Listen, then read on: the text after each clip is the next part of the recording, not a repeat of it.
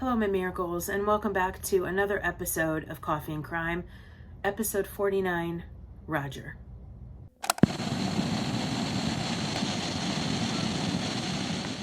Born in Hamilton, Ohio on November 29, 1951, Roger Lynch Troutman was the fourth of 9 children. By the time he was 3 years old, he could play the guitar by ear. An all-around talent, he was a singer, musician, songwriter, and record producer. Roger formed many bands with his 4 brothers, some titled Little Roger and the Veils and Roger and the Human Body. In 1977, Roger and the Human Body released their first single titled Freedom. In 1979, George Clinton signed Roger and his brothers to his Uncle Jam Records label. The band would be renamed Zapp during that time. However, within a year, the label was forced to close, so Roger signed with Bootsy Collins under the rubber band label to Warner Brothers Records.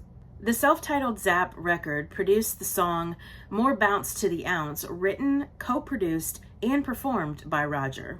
The song peaked at number 2 on the Billboard Soul Singles chart in late 1980, and the debut album reached the top 20 of the Billboard 200. From 1980 to 1985, the band Zapp released gold-selling albums titled Zapp, Zapp 2, and Zapp 3, and The New Zapp. These albums included top R&B singles such as Be Alright, Dance Floor, I Can Make You Dance, Heartbreaker, It Doesn't Really Matter, Computer Love, and my personal favorite, I Want to Be Your Man. In 1981, Roger released his first solo album titled The Many Facets of Roger, which featured a funk cover of Marvin Gaye's I Heard It Through the Grapevine.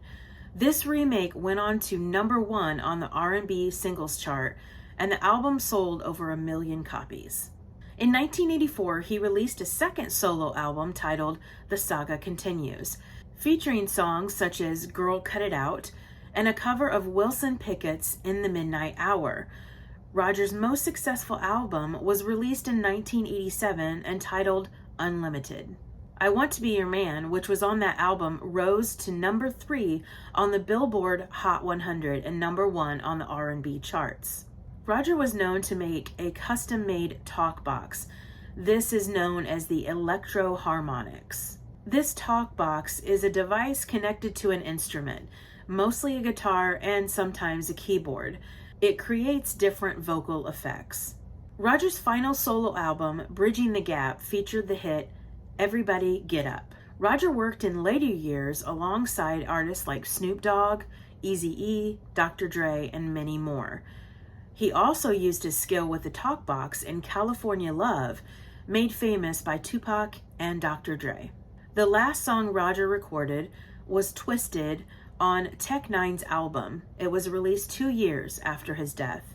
On April 25th of 1999 at around 7 a.m., Roger Troutman Jr. was found shot and critically wounded outside his Dayton, Ohio recording studio.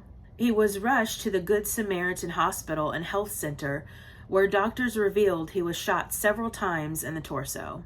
Roger died during surgery. Who could have shot this talent in his prime? Was it a scorned lover, an obsessed fan, a stalker, someone who thought Roger had wronged him in some way? A witness had described a vehicle leaving the scene of the crime, and the vehicle was finally identified. A male was seated in the car with a self-inflicted gunshot wound to the head. The murderer was Larry Troutman, Roger's brother. Motive was said to be jealousy of Roger's solo career, and a business dispute such as financial issues related to their business, Troutman Incorporated. Larry, who had managed Roger, was unhappy that Roger had a desire to manage his own career. If you are interested in checking out Roger Troutman's or Zapp's music, go to Apple Music or Spotify. If you like this video, click that like button, and if you are not a miracle and want to be, click that subscribe button and watch a miracle happen. I'm Miracle Girl for Coffee and Crime. We'll see you next time.